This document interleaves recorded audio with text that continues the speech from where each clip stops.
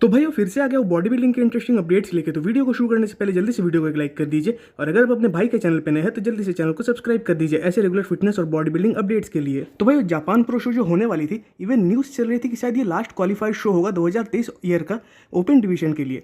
तो वो हो गया है खत्म, और जैसा कि मैं अंदाज़ा लगाता आ रहा था कि थियो शो को जीतेंगे, और वही हुआ भी।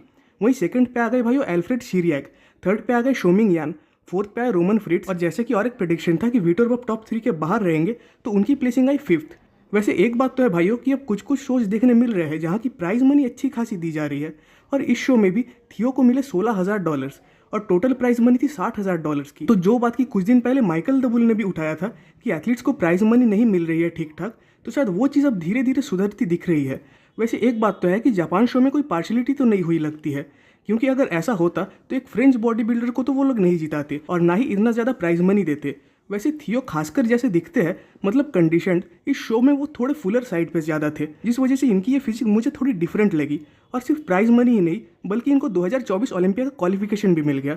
बट अगर मैं अपने जेन्युइन थॉट्स बताऊँ तो भाई कंपटीशन की लाइनअप कुछ अच्छी नहीं थी, क्योंकि लाइनअप भी बहुत वीक थी। इवन टॉप 3 में जो बॉडी बिल्डर्स प्लेस हुए हैं वो तो ओलंपिया के टॉप 10 के बॉडी बिल्डर्स में से भी नहीं है। वैसे टॉप 2 में थियो और एल्फ्रेड थे, बट स्टिल शोमिंग यान की फिजिक बहुतों की नज़र को खींच रही थी, एंड साथ ही साथ रोमन फ्रिट्स की भी फिजिक ठीक ठाक थी। वैसे अब तो इनको ब्रेक लेना ही होगा, क्योंकि अब नेक्स्ट में तो शायद शोज है नहीं। वैसे इस साल शायद इन्होंने अब तक 10 शोज में कम्पीट किया है, और प्रो शोज में देखने जाए तो इनकी प्लेसिंग भी कुछ बुरी नहीं है, एंड मेरा मानना है कि 2024 के लिए भी ये क्वालिफिकेशन ले ही लेंगे। अब भाई कल रात को एक वीडियो आई अर्श केलेसेंस की और सैमसन दादा की तरफ से, जहाँ की दोनों एक साथ पोजिंग कर रहे थे। वैसे फिलहाल दोनों ही अभी वर्ल्ड के टॉप 3 बेस्ट बॉडी बिल्डर्स है अपने कैटेगरी में।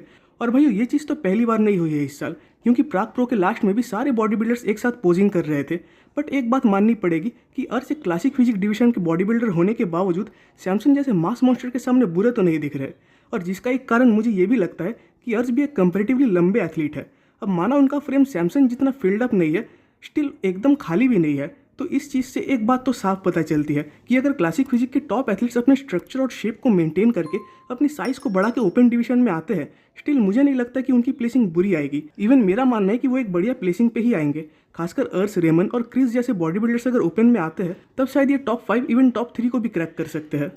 अब भाई अगले अपडेट की ओर बढ़ने से पहले आप सबसे मेरा एक रिक्वेस्ट है कि अगर आप सबको मेरा ये रेगुलर कंटेंट अच्छा लगता है तो आपके भाई को सपोर्ट करने के लिए प्लीज़ इस चैनल को एक सब्सक्राइब कर दीजिएगा। अब भाई वो बढ़ते हैं निक वॉकर की तरफ, जो कि अभी भी एबल नहीं है कि वो अपने लेग्स को ट्रेन कर पाए। वैसे शायद ये ट्रेनिंग तो कंटिन्यू कर ही रहे हैं, बट सिर्फ अपर बॉडी की। अब अगर ये लेग को ट्रेन कर भी रहे होंगे तो शायद थोड़े बहुत अपने राइट लेग को। वैसे अपर फिजिक इनकी एकदम मासिव और फ्रीकी आ रही है। इवन अभी भी इनकी फिजिक बहुत हद तक लीन दिख रही है। इवन जो फुलरनेस है वो भी इन्होंने बहुत अच्छे से मेंटेन करके रखा है। अब माना कि ये ट्रेनिंग कर रहे हैं, बट आर्नोल्ड क्लासिक में कम्पीट तो नहीं कर पाएंगे। वैसे अभी भी अंदाज़ा लगाना तो मुश्किल है कि निक की रिकवरी कैसी चल रही है, क्योंकि अगर वो आर्नोल्ड से पहले पहले फुली रिकवर हो भी जाते हैं, स्टिल चांसेस बनते हैं कि शायद वो इस शो में कम्पीट करे। बट अगर उनके मेंटल स्टेट को देखने जाए तब तो निक आर्नोल्ड क्लासिक में कम्पीट नहीं करेंगे, क्योंकि इस बार एक तो इतने बढ़िया ट्रेनिंग के बाद भी वो ओलंपिया में कम्पीट नहीं कर पाए।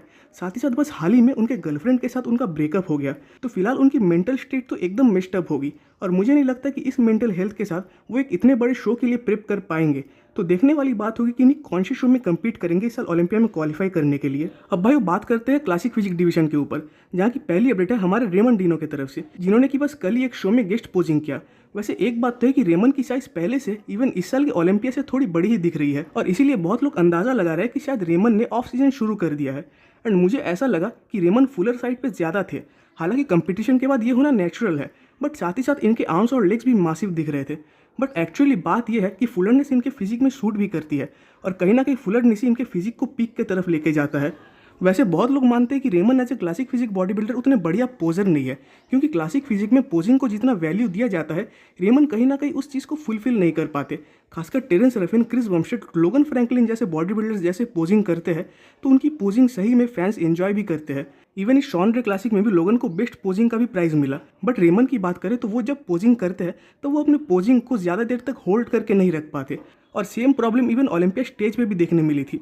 बट उसके बावजूद रेमन अभी टॉप 2 के बॉडी बिल्डर है, तो वो रिस्पेक्ट डिजर्व करते हैं और उन्हें वो मिलती भी है। खासकर फैंस उनके फ्रेंडली बिहेवियर से बहुत ज़्यादा खुश होते हैं, और ये एक बहुत बड़ी बात है। अब भाई क्रिस बमस्टेड की तरफ से भी अपडेट्स आए हुए हैं, जहाँ की वो अपने रेगुलर चेकअप को करवाते हुए देखे जा रहे हैं। वैसे ये बात तो आप सब जानते ही है कि इनके साथ किडनी की प्रॉब्लम है, तो इसीलिए ये चेकअप जरूरी भी है। बट इसके बावजूद वो कम्पीट करते हैं और हर साल टॉप में भी आते हैं, और इसीलिए वो क्रिस बमस्टेड है।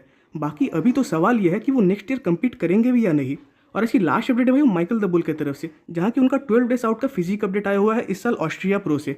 अब माना कि क्लासिक फिजिक वेट कैप बढ़ाया गया है, स्टिल उनके लिए अभी भी वेट कैप के अंडर आना एक चैलेंजिंग चीज़ है। वैसे शायद अभी ये 250 पाउंड्स पे चल रहे हैं, स्टिल इनकी कंडीशनिंग काफ़ी बढ़िया है। तो इस बार प्राग प्रो तो वो नहीं जीत पाए, बट ऑस्ट्रिया प्रो वो जीत जाएंगे जैसा कि मेरा होप है।